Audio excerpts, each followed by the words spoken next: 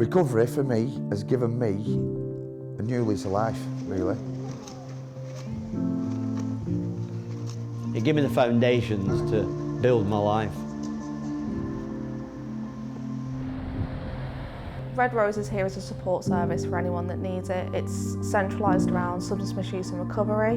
We run a lot of groups and activities to try and get people back in the community and create a recovery community around people that are struggling.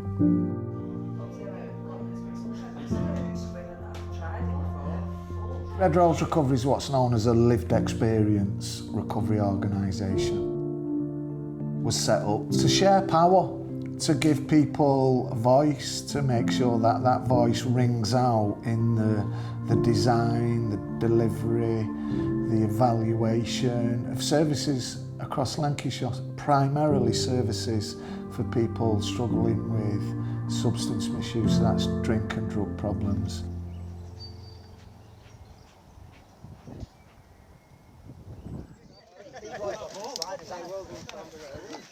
I'm Mick Fowler from Blackburn, living in Preston now. Ex-forces, 5 years in the army, drinking culture led me down the drinking path. My addiction has been a pretty bad one. Alcohol. Started drinking when I was about 11, 12 years old, stopped when I was 38. So my name's Simon. I started, I think it was mainly when I left school, so I'd say about 15, 14.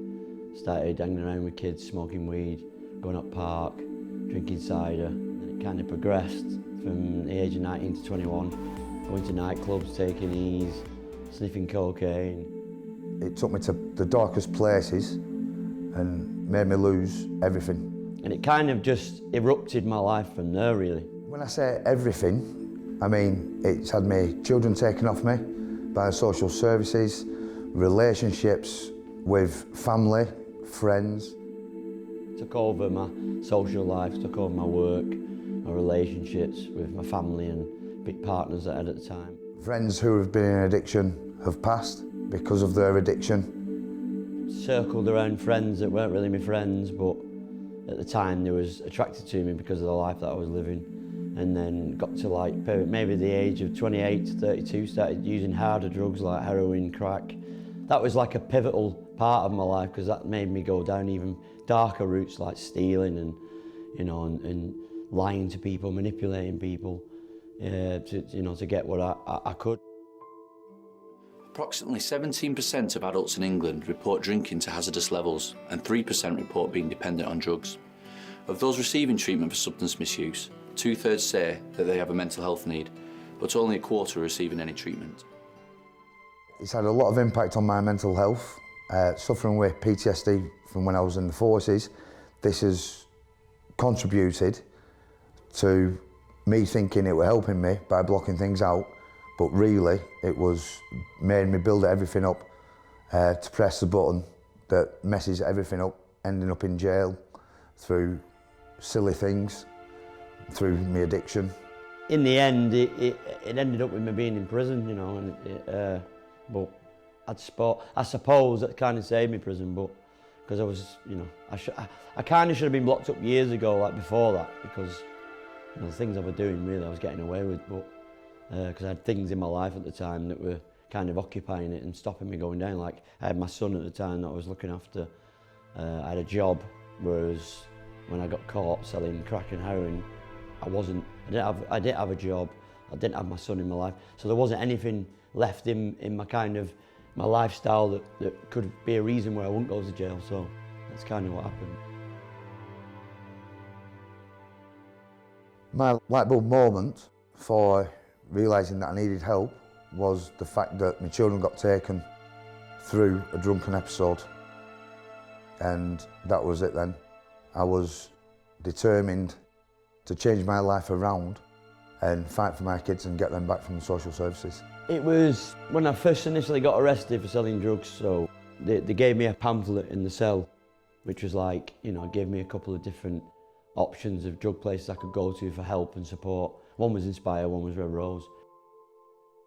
I did 6 weeks on groups and I finally got the detox and rehab. I ended up going to rehab I got given 6 months to go there. and I ended up doing 3.5 before I walked out through personal problems, which led me back to a relapse for 14 days. I moved from Blackburn to Preston and ended up interacting with Red Rose, who have supported me for the last 11.5 months. Red Rose Recovery was created with the support of Lancashire County Council Public Health in 2012 by a small group of family and friends who were affected by addiction but felt they had no say in their local recovery services. Today, working across Lancashire and parts of Cumbria, we support the physical and mental health needs of people affected by substance misuse and addiction. 95% of our staff and volunteers have personal experience of recovery from addiction, mental health issues, homelessness, offending behaviours or trauma, and we understand the importance of tackling stigma, reducing social isolation and building a sense of community. So when someone comes into our office, we'll sit down with them, we'll have a chat, we'll work out what exactly is going on for them at that time. We'll then look at what we think can best support them going forwards. We'll speak to different members of staff, signpost into different services or different groups, and then settle them with a key worker who's going to look after them best with their lived experience. We're going to share with you opportunities, so I suppose, not only to influence the design and the delivery and the evaluation of services, but more than that, we're going to recalibrate the way that society views you, and sometimes, in many cases, the way you view yourself. The best part about my job is the team and the people that I get to work with. We all just come together, which makes doing our job 10 times easier, and we see some amazing results. We see people beginning their recovery journey, we see people becoming positive members of the community, and we just see them thriving in life. It's great. I think you have a lot of challenge when someone comes in who is currently struggling. It feels like everything's going wrong for them, the services are bouncing them about. But when they come in with us, we try and make that a bit calmer. We can handhold when needed and make sure that people are going to the services that work best for them. Some people will come in who maybe aren't ready for those steps yet, and it's about being there for them when they are ready for those steps. So in that space called the Lancashire User Forum, we started to identify projects within the community. Projects where we could address stigma. We could change the narrative from people with drink and drug problems are problems to actually people with drink and drug problems need some help and support and can then become assets within the community. So that was really our vision, the main driver. And then as we started to mobilise huge numbers of people in Lancashire, we then began to organise. And that's when Red Rose Recovery was born. And then it kind of just went off from there. So initially I got my initial induction, and then I just started coming to groups, started volunteering. At the time it was kind of means to an end for me because I wasn't doing it for the right reasons at the time, because it was more to keep me out of prison.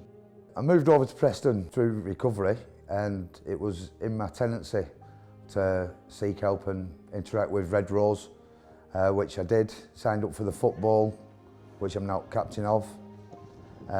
Done the odd groups, men's group, pool, again football, and it started from there. It was middle of COVID, so my sentence took about 11 months to kind of configure. So even though I was enjoying it, I was doing the right things, I was staying clean. At the time I knew mentally in my head I wasn't doing it for the right reasons, because I was doing it to stay out of prison.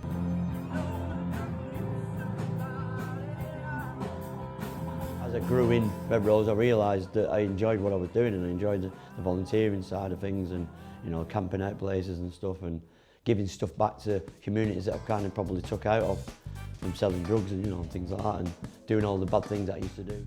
I've been a part of Red Rose for about, I'd say about 3 years, probably more. I've been with Red Rose now for about, I'd say, a year. Obviously, I've just recently come out of jail. So that's kind of where I started, but it's always like a second home to me. It kind of put me where I am now. There's been a lot of support, to be fair.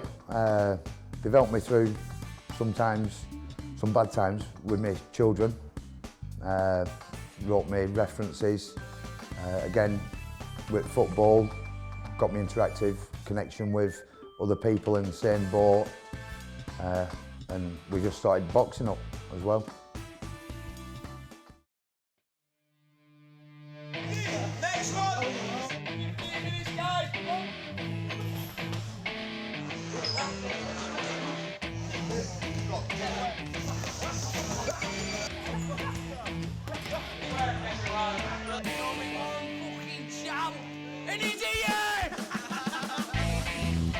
I signed up for white collar boxing. This is my third camp, and then Red Rose came and watched my second fight, and next thing I know is Scott's pulling me to a side. Look, we're going to join in, speak to the coach, and now there's, what, 7, 8 people fighting in this camp.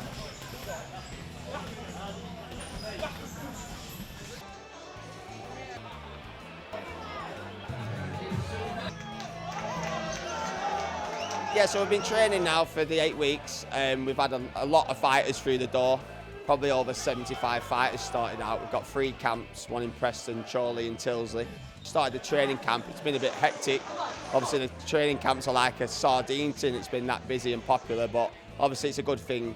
Yeah, we've obviously got now down to the matching everybody up. Everyone's been training for the last 6, 7 weeks now. We finally matched everyone up tonight. I think we've had a really good night, everyone's enjoyed it, a lot of fun.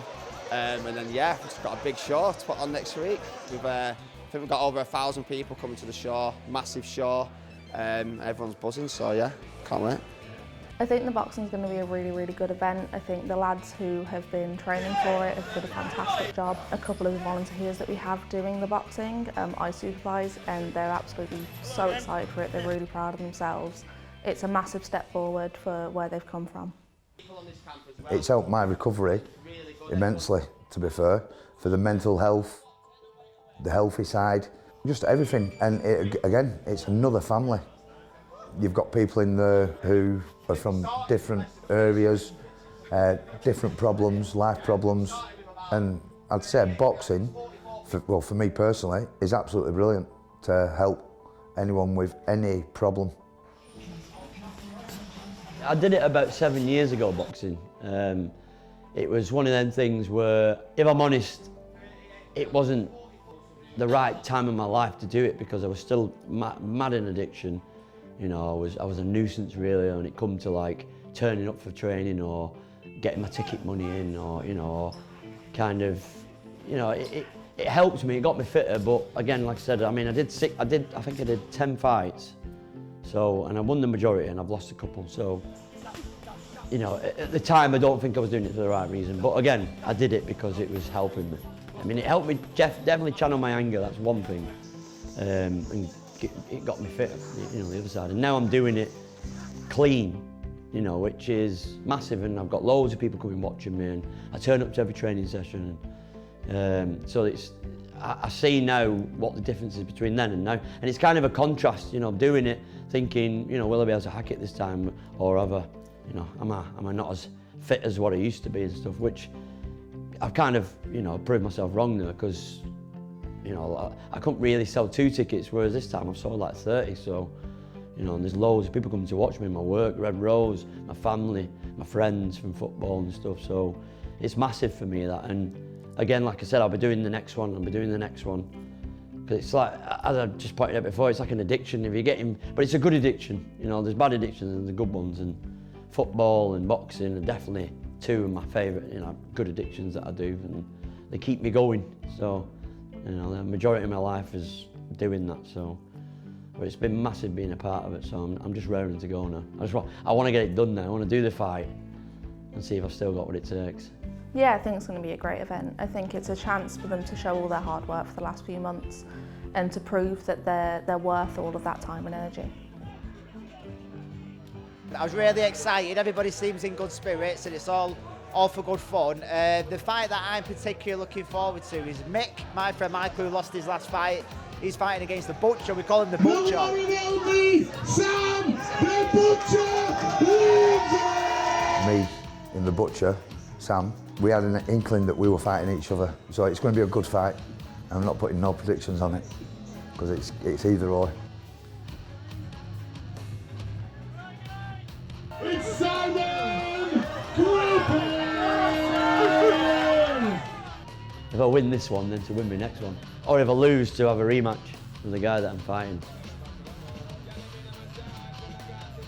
It's going to be an absolute amazing fight. We've sparred in the first camp, we've sparred in the second camp, and Coach Colin said at the end of last camp, Mick Sam, main event for this one, and lo and behold, it's happened.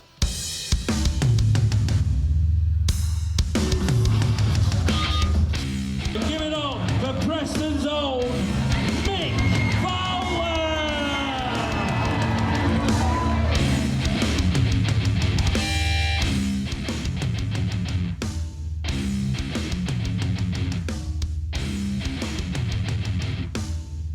He's got the best butchers in town. It's Sam Lindsay!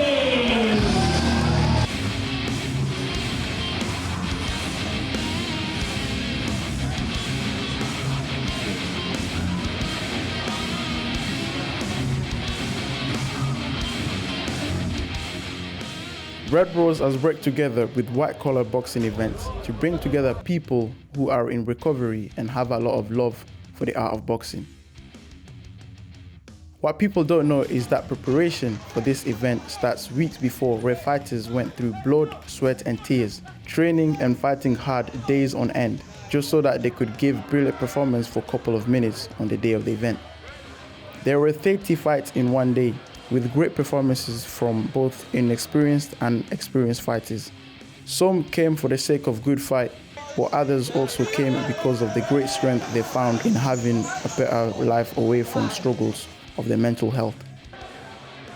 They managed to bring a lot of entertainment and joy to the crowd of supporters who were able to witness this great event. There is also the charity side of the event, where they raise funds for good causes. In fact, White Collar Boxing event is one of the largest fundraisers in the UK. By running good quality training sessions at the gym, fighters are encouraged to socially interact with each other, embrace new challenges, and realize their potential, which can furthermore help to improve their outlook on life. I don't think you can push yourself any more than you do in that gym. If you leave that gym and you feel sick and and you're absolutely sweating your back out and you go home and you fall asleep straight away, then you kind of know you've done the right thing. I think it's a buzz as well, because you're around people in recovery and everyone in that gym look out for each other. There's not one bad seed in there. Like, everyone's supportive of each other and everyone pushes each other on, and you can get advice off them, and and there's a group you can have banter on and discuss what you need, whether you need this or you need that. And it's like a little family in a sense, boxing. Feelings have got to go somewhere, haven't they? And what we've done is say it's okay to talk. Matter of fact, it's crucial that you've got someone and somewhere to have an open and honest discussion. And that's not for everyone. You don't have to take your challenges, your fears, you don't have to take them and share them with everyone, but I think it's important that you share them with someone.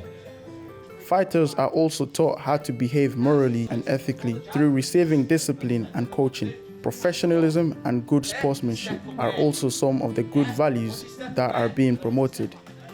Not only does your voice matter, but we're going to share power with you. With Red Rose Recovery, I participated in football every week, going down to the training, games. I think I was training for 2 months with them, 3 months, before I got given the captaincy, which gave me a big role to play, organising it, liaising with Red Rose on games and stuff like that, which has helped me a lot. Now, again, like I said, on the flip side of that, now I've got my family back. I'm in the process of going through court to get my son back, and to at least have some contact, whether it's through a contact centre. And my life's just a lot better.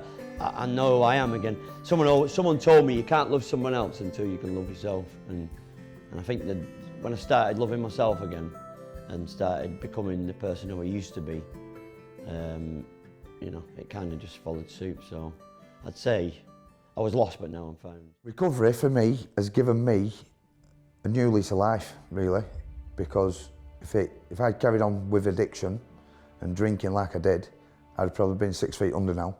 But with the help and support from organisations, charities like Red Rose Recovery, it's given me everything back.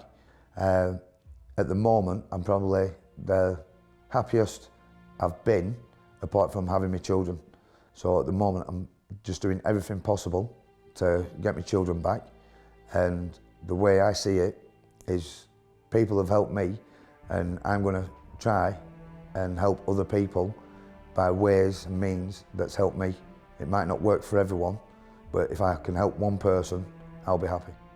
There's a few ways you can do it. You can pick up the phone and just phone our hotline and it'll connect you into one of those hubs. The other way is to go onto the internet and fill in a form on our website, and that form will take you straight to a person who will contact you.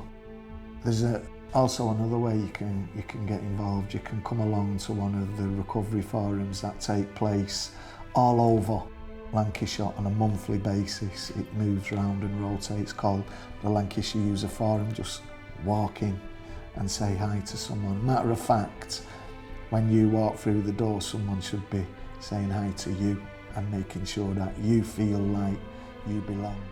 I'd say reach out to people that maybe you might know that know of people that are in recovery, or reach out to Red Rose, reach out to places that are gonna, you know, your local, Google search your local drug centre and go in there and see what they can do to help you. And they'll probably,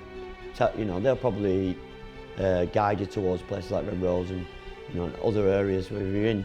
I mean, like Red Rose isn't just in Preston, so if you lived in Lancaster or areas like that, then they're there as well. So it's, you know, the net's cast wide and stuff. And I'd say you've got to want it as well, like, because I mean, a lot of people come into recovery and it's for certain reasons, you know, whether it's to find someone, you know, who you're going to spend the rest of your life with, or whether it's to get yourself a job again or to see your kids again. It's got to be for you mainly, because if it's not for you, then it's never going to work. But the rewards are after it, and if you're determined and want it enough, you can do it. And before you're in jail, in a mental hospital, or 6 feet under, get the recovery done, because it will be the best thing you've ever done.